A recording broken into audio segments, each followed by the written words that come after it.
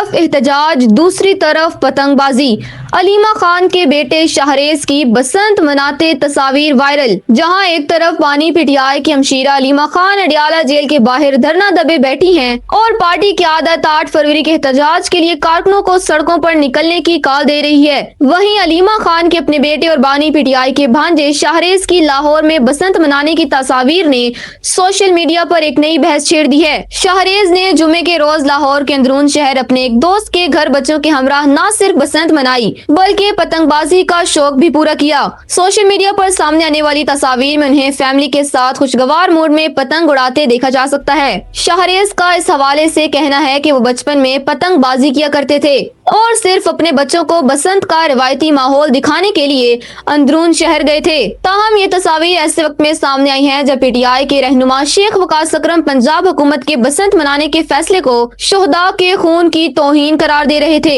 اور علیمہ خان خود سنگین الزامات کی زد میں ہیں۔ ایک ہی خاندان کے اندر پائے جانے والے اس تضاد نے مخالفین کو تنقید کا بھرپور موقع فراہم کر دیا ہے۔